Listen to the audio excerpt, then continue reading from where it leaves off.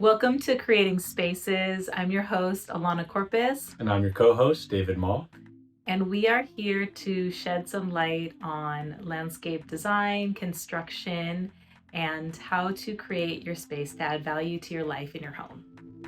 Basically, this podcast is one of many called Creating Spaces, where we bring advice, guidance about creating your outdoor space and how when you put energy and attention into your outdoor space, into your property, how that adds value to not only your home, but your life as well. And one of the reasons I wanted to bring Suzanne Arca, who's been doing this for 45 years. She's an amazing landscape architect, as well as female landscape licensed contractor running Arca Design Group, is because I wanted to highlight so many of the nuances and details and logistics that go behind the scenes in actually creating a beautiful space. So often we go to someone's house, we're in a park, and we enjoy the space and we love it. We have memories there. And I wanted to highlight and discuss some of the intricacies that happen to actually create that space.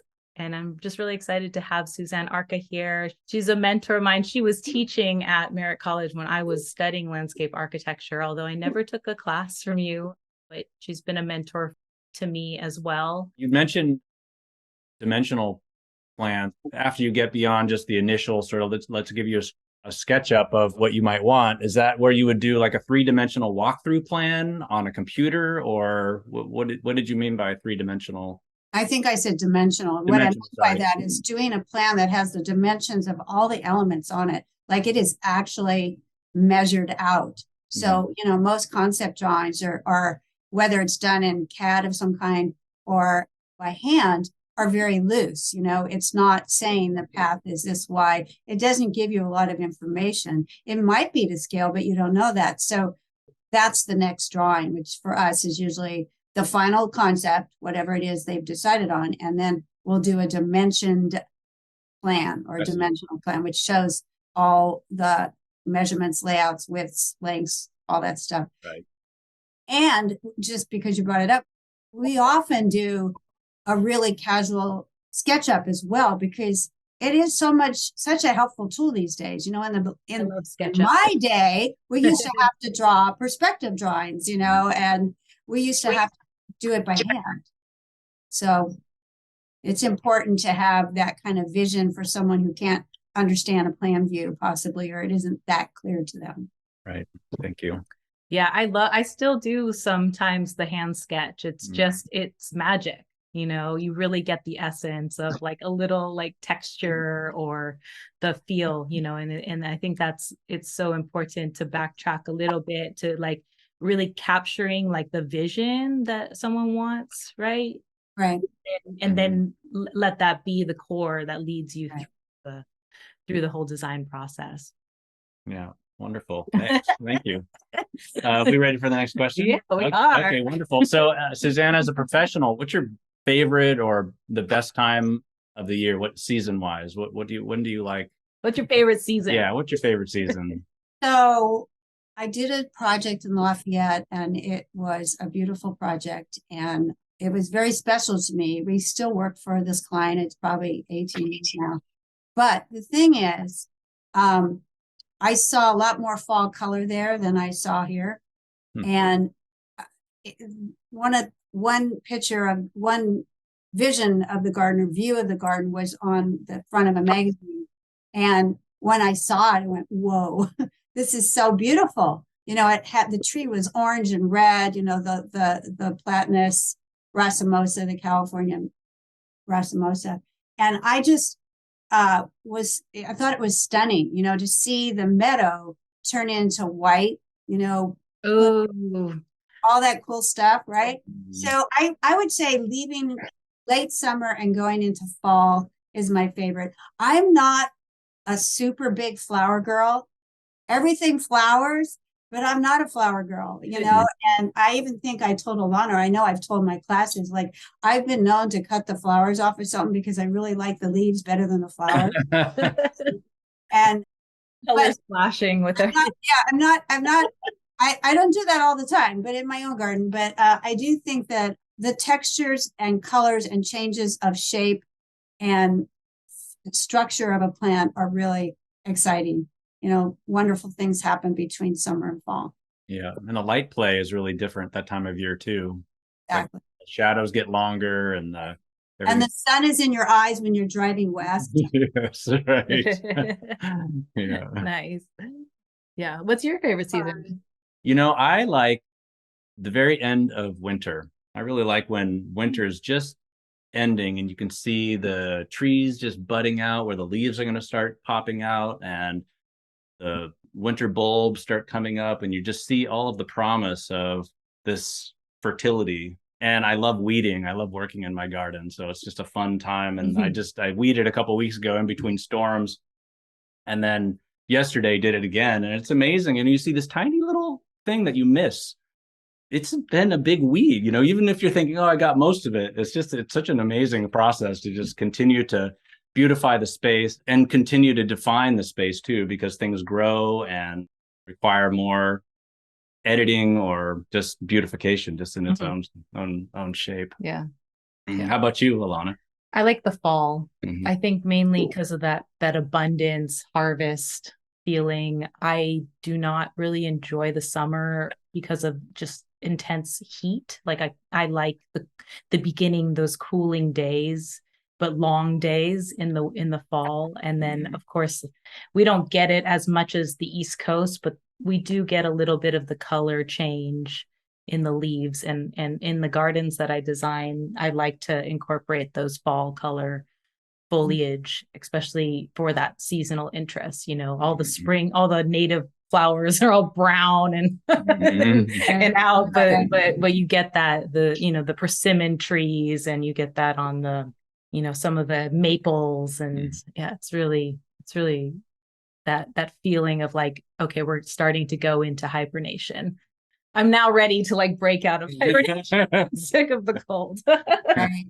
Yeah. You know, even my Statius forest pansy in my front garden, which is it has lovely gray bark and more magenta flowers and that really kind of scary pink color that I don't like of this strange species. But the color gets so intensified in the fall.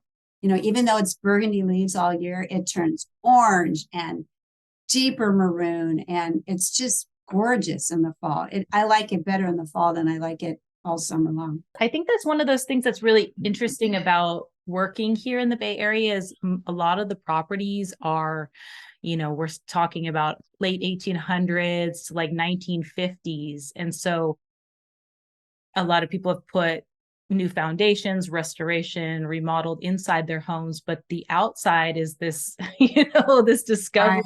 Exactly. So what's really exciting about this is Thermory wood that we've used a few times instead of IPE or Ipe or redwood. And it is heat treated.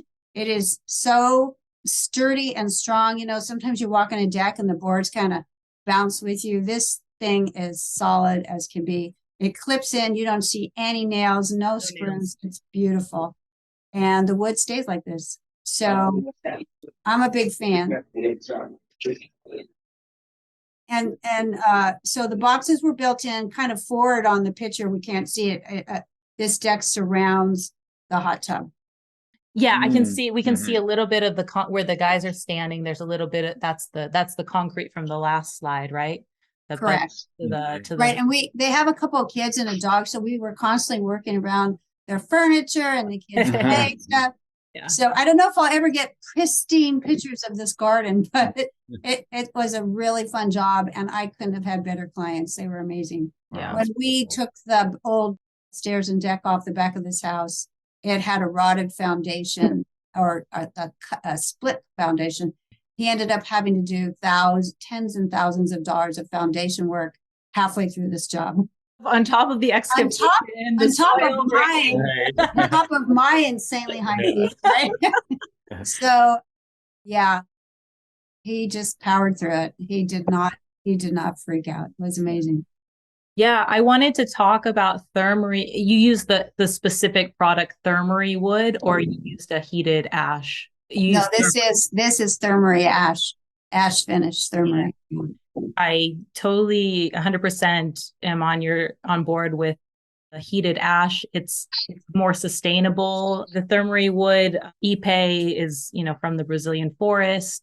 You have to clear cut the entire forest because the way Ipe actually grows is in little groves within a forest. So they clear cut like the entire forest just to get Ipe. Right. And I remember a while back hearing about, I think there's sustainable Ipe, but I never know what that specifically means. I was hearing about some friends of mine who live in Costa Rica, how they were like these companies from China were coming in, clear cutting the forest, just the tropical forest to plant Ipe trees for harvesting and distribution of wood. Right. That has somewhat of a eco-friendly idea, but cutting down the forest to do that seems a little, I don't know how. Yeah, because of the whole, you have to think about the whole mycelium and interconnected web of the ecosystem that gets destroyed in that process. And I think Thermory has like a 20-year warranty on their wood. It doesn't scratch like redwood or Western cedar. And it is like the maintenance is 0 to none. Do you recommend staining it? Well, they come in really great colors. We haven't stained any. It's kind of difficult. You like stuff to continue to, have that beautiful brand new look, but sometimes we should just let things age, Oxidize naturally. Right, like me. Yes, that's right. You look beautiful. It's all that outdoor work, right? Yeah. It's the creating spaces work. That's right. Right. So one of the topics I wanted to touch on was water features. You can, if you wanted to go to that slide. Suzanne was nice enough to share a project from a couple of years back. And I love water. And I think having a water element, especially in an urban environment where we have exterior noises of highway, urban sirens going by, is so crucial. This is a beautiful river creek recreation that you did. Do you mind talking about it real briefly? I'm still traumatized by it. I realize it's a while ago, but that just shows you that a decade ago I did this, and I don't know how I got through this. They had remnants of this double pond, and the bottom level you could actually kind of swim in. I mean, it was kind of deep, but the way that the water flowed from the top to the bottom was absolutely amazing. When we redid it, you can see the middle picture. It's just like water going on around the sides of two big boulders. It's a beautiful water feature, but it failed at one point, and we could not figure out how. I had the most renowned people in the field on this property picking their brains, and we finally kind of sorted out what was happening. It kept losing water. It was insane. Yeah. And we couldn't figure it out. So we had to rebuild part of it. And we did. And, I don't want to say it was a nightmare because it turned out so beautifully, but it was partially a nightmare. And I will probably never do it again. I mean, it's hard to look at this too, thinking of our drought and everything we've been going through in the last decade. But I think, yes, it's a beautiful water feature, and people can accomplish a whole lot of wonderful sound and whatnot without going to these lengths. This thing sounded like, a massive waterfall in the backyard, and it was really lovely. But yeah, a lot of work, a lot of money, and a lot of upkeep. It's got several pumps and filters and biofilters and all kinds of stuff going on with it. What would you recommend to somebody who wanted to put a water feature in their yard? How would you? The scale? Or any scale? Like, I mean, clearly this is this is pretty epic in terms of water. Yeah. Well, so sometimes people have the perfect place to do something like this, like the grave, right? That kind of thing. And sometimes it's not that difficult. I also think that it can be difficult. And so I'll say, well, what do you like about water features? Oh, it's, the sound of water and the animals come, or, whatever they say. And I'll say, well, there's a lot of great, self-contained water features that'll give you an amazing sound, and so I have a water feature in my backyard, which is a rusty red wall that has a copper inset and water sheets down that drops at the last 3 inches. And it only has a 2x2 little opening, basin. Yes. And I love it. I think it's perfect. And yes, the raccoons used to come. They don't come anymore. But I used to see these little paw prints on my red wall. I said, how do they suction onto there? And so there's a lot of ways to be less dramatic and get kind of the essence of what it is you're trying to achieve in a garden.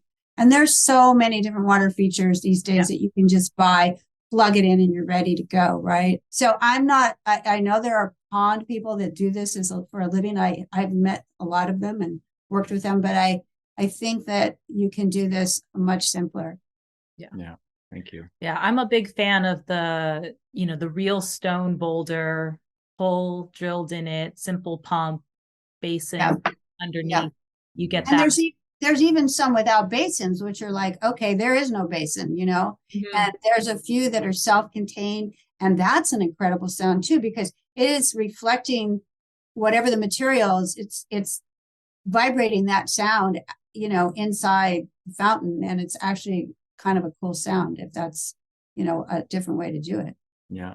Yeah. I'm definitely a water person. So even though we have the bay right next to us, it's still, I feel very removed from it. So having water features is like a must, just for that sound. It's like sound healing, and if someone wants like a meditative space in their backyard, that's like a very good solution for that. And I wanted to touch on how the maintenance, like there's the conversation prior to installing this, you must have had with the client, like there is going to be, you have to clean the filters, you have to, you're going to have a huge water bill, you're going to need to have biannual, if not 4 times a year, like a professional maintenance crew, just making sure nothing's clogged up. And then someone on call, I guess, in a large storm. So I think that's something, and I'm sure you do that in your practice, but something that's really important, whether it's just planting, water feature, even deck, how the maintenance aspect, like you need to be continuing to tend to your space. Well, I'll tell you a little secret on Arca Design Group, which is that we are a certified green business maintenance company. And so we do maintenance. And I have had to remind my crew that the water feature is part of the garden. And there'd be times when they would forget to even look at it, because it's spewing water out, everything's cool, they do everything else, they don't even look at it. They don't check for green crap in it. They don't check for, is it running smoothly? Does it look like it's kind of, burping at the where the water's coming out more than it's flowing freely? And I've said to them, you check that thing every time, and you clean any pump out that needs to have its filter cleaned out, et cetera, et cetera. And I do think we forget. I mean, I forget things too. I couldn't figure out why my fountain was like kind of just dribbling down the face of the copper. Well, because I hadn't cleaned the filter lately, so it is an important thing. And quite often we'll write a little how-to for themselves too, so they can do it if they need to do it, and I think that's a good practice if you do maintenance services anyway, is to give the knowledge away that they need to take care of the space themselves, so they can help keep it alive and well. That's good advice. Very easy to forget checking your filter. Right. Thinking there's something wrong with it, but realizing It just needs to be cleaned. And Exactly. Yeah. And I know David's a big maintenance, like it's because you're attentive, like you're very aware of your surroundings. So your maintenance is like, I do like to upkeep, and maintenance is important to me, but it's funny because I was saying in our last podcast, we were talking about cleaning out our gutters and how ahead of the program I intended to be.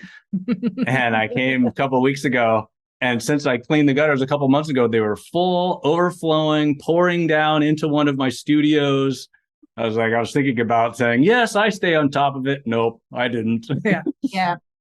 I know. It's really It does require just attention. And even with my attention, it still is easy to get out of hand. So just the last point I wanted to touch on, and I'm so grateful for Suzanne being here today. You've been in this industry for 45 years.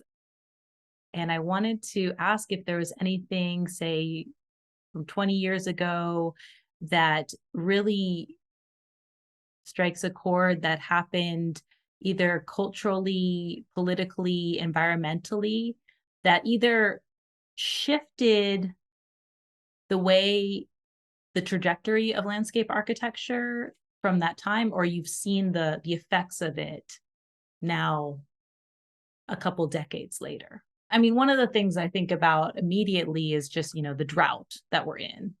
But I think there were water conservatives like 20 years ago saying we're on the trajectory of a drought. We're on a trajectory of a drought. Or was it also, I've talked to other more seasoned architects, and they have said that, landscape architecture was like not as prestigious as it is today. It was kind of more put in the category of like a gardener.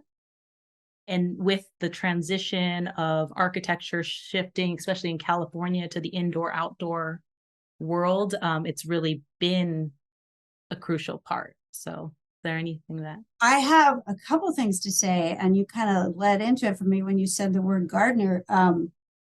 I gave a lecture in Seattle at Garden Show, and before I started one of my talks, I said, we have a crisis in the field of landscape. And the crisis is there are no horticulturally skilled workers. I used to put an ad out for maintenance people or someone with horticulture background, not a designer, not a builder. And I used to get tons of applications. I have seen that dwindle down to nothing for months. And then you finally get an amazing application from somebody with skills. So rather than talk about the weather or something that shifted for me, I realized we have this crisis. They interviewed a young woman who was from high school, decided she wanted to be a gardener, and what an amazing experience that was for her to understand that immediately, that she wanted to have that career. And the rest of the article was in the Washington Post, talked about the idea that there are 60% of the jobs in our field, whether it's design, arborists, horticulturalists, gardeners, that aren't getting filled. And this was a few years ago. And so it's kind of a dilemma. Even some of the universities have gone all to design, and there's not so much horticulture anymore. I think that is really sad, because one of the things I wanted to say was I would tell young professionals that are coming into this field that you should be a horticulturalist before you're a designer. You should go do maintenance before you decide what a garden's going to do. And I think the better designers are the ones that know horticulture, the ones that understand what it is that a plant's going to do in summer, winter, and fall. All those things. How can we sustain and be stewards of the land if we don't have any people that know anything about soil or whatever else we have to do to keep plants healthy? Plants aren't the only element in a design, right? But they are the backbone of why we're outside, so I think it's important for us to remember that. Beautifully said. They're the essence of the garden. Yeah, exactly. Did you want to add anything else, Suzanne, or tidbits about the world? I guess the only other thing I would say is an image that I've taken to heart about how I design is that I think of the garden as a tapestry. And in creating a woven tapestry, you know, there's the weft and the weft and the, yes, and one covers up the other, you know, as the thing starts to evolve and grow. And I think that the garden is like that you create the infrastructure, and then the infrastructure starts to get covered up with all the details, the plants, the furniture, the, you know, the mulch, the light, you know, and you don't know what's all under in there that created this amazing thing, right? And I think that I even plant that way sometimes. And I like, if I can always think of a ribbon, what is the ribbon that will go through this space? What is the ribbon? And I think that's always helped me to have continuity in design. You know, you had mentioned, Alana, about the elements of design, you know, like symmetry, all those things. And I kept thinking about tapestry, because I think it's a perfect image for me, you know, of building a picture outside that's created from, you know, single elements that come together, woven, you know, to create a space. Yeah, that's wow, beautiful. Beautiful. Thank you. I'm already like dancing in the imagery. I'm like, I'm there. I'm there. I just wanted to share Astrid. Hi, Astrid. Thank you for being here. She's a real estate agent here in the Bay Area. She wrote, what I learned the most from today is first asking myself the question, why do you go outside? And I think that's a really good observation and point. So thank you for sharing that. Yeah, I think that's why I think that's a core as we keep doing these episodes and talking to different individuals in the field, different experts. It's coming more and more apparent. That's why we named the project Creating Spaces, because it really is like the opportunity to engage with the natural world outside, to connect with yourself, to just like actually enjoy life. You know, we spend so much time in front of a screen or inside a cubicle or an office, and to just kind of step outside or inside the home, but to really create those spaces that define yourself and add value to your life, you know. And I know as a landscape design build contractor, I got it right. That's the service that you provide for individuals. Yeah. Thank you for joining Creating Spaces. Remember to like and share the work and subscribe. So the more people that know about us, the more people that can benefit. Remember to hit subscribe. Learn back, the colonize the earth where your mind at.